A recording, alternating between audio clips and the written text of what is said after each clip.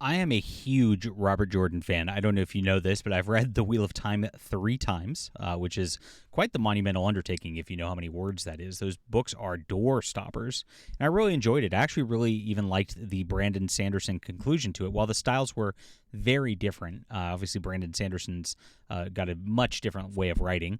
It still worked really well as a plot, and I think it concluded nicely, and it's a nice story overall.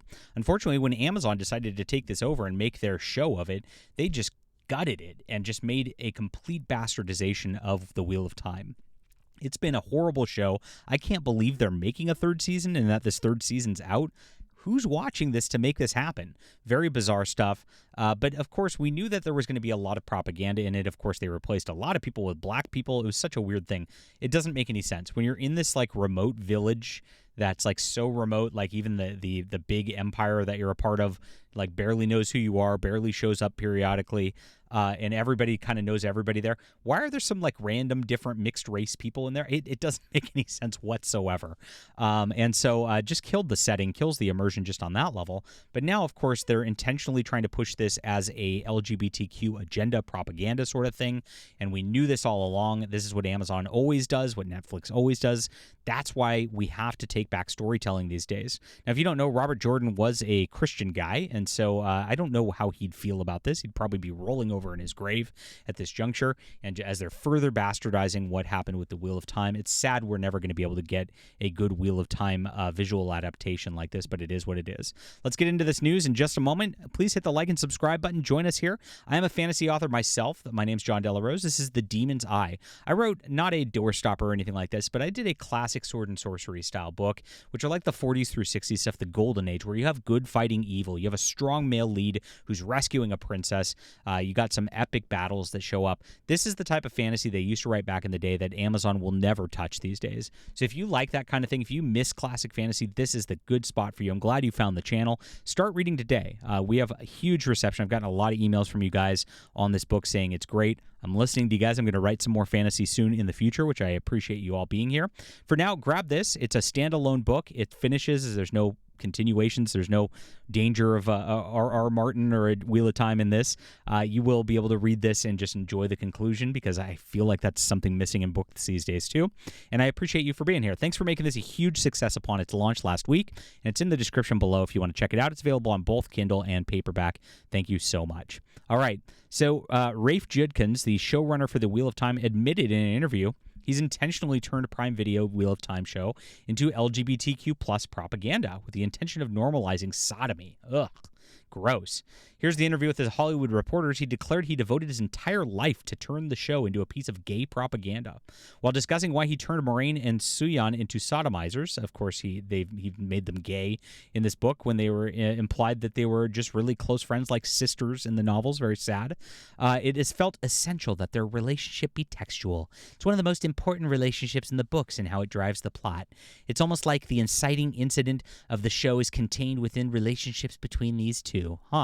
For me, the show didn't make much sense without that relationship being explicit. It's always explicit with these people, because we are also putting more emphasis on, certainly on Rosamund Pike's character Moraine, than there is in the books. Well, first off, it's already an attempt to turn it into a strong female lead thing, rather than actually have Randall Thor and Perrin and Matt be the real protagonists in this. Now, naturally, there's a lot of different characters in the Wheel of Time, but like putting this emphasis on her is really not where the story's at in the real books. She is a person who helps drive Randall Thor to become the protagonist he's supposed to be, not the other way around. And this is what they want to do, because they want to change everything. They want to subvert everything. And as you can see, they're subverting this right here.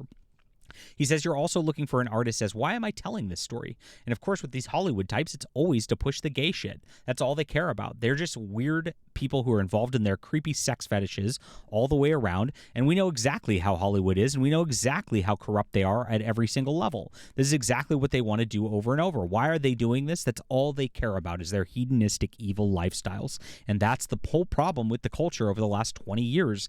Nothing that gets produced these days can be done without pushing pushing this sort of stuff on everybody. It's like it's making it so exhausting just to watch anything because you know it's coming. You know, even if they don't put it in the first episode of a show now, by episode 3 or episode 4, you're going to have your lesbian space witches and they're going to ruin everything. It's really, really difficult to try to watch anything at this point, and it's really, really sad that these people still get jobs over and over and over again.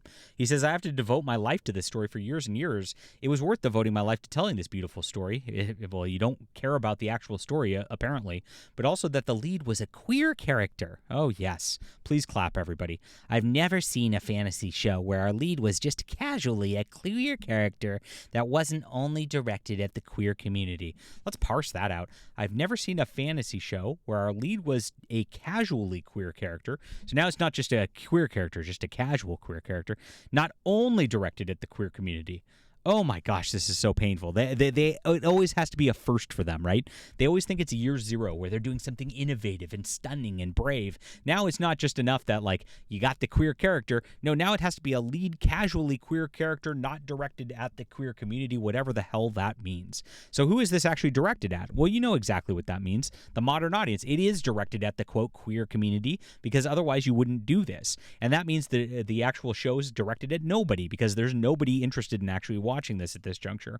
I don't know anybody watching The Wheel of Time. Are you? I mean, it's crazy. Really sad what they've done to these books. To have what was an important part of why I wanted to tell this story and why I fell in love with the books in the first place. Well, this guy, would be horrified to learn that Robert Jordan was a Christian man, I guess, at that level, because, oh my gosh, that would be crazy. Earlier in the interview, he justified it, denigrating Jordan's work by claiming the books were, quote, coded as gay. This is their new stuff. They love to, like, read into things that aren't there and to then go and code things as gay, even though they're, quote, not gay. This is everything's gay. Everything in the past was gay. Yasuke, the black African samurai in Assassin's Creed Shadow, he must have been gay. Everybody, he invented gay after all. I mean, gosh, unbelievable on that. I've been covering that over the last few days. But gosh, this is so insufferable. These people are so obnoxious, and it makes it so hard to enjoy anything at this point. I feel my blood boiling just talking about this because they're such degenerates, all of them. It's a lot of also it. This is the 90s and early 2000s. It was very coded. It was always women are pillow friends. They're not lesbians, but it's all there.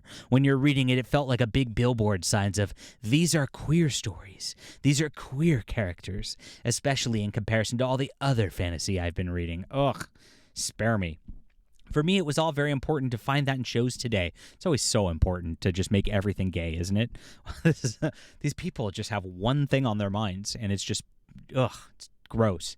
I feel like part of our job as artists is who we're adapting something to bring it to life, not just word for word, but also bring its context to life.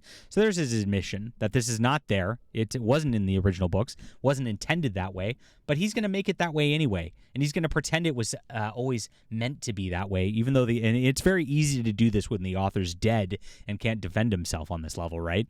Very sickening. This is just a complete gutting of a man's life work, and everybody should just push back against this. This should be something that is completely stood against in culture. Ugh. And the context of The Wheel of Time in the 90s is very different from the context of reading the books today.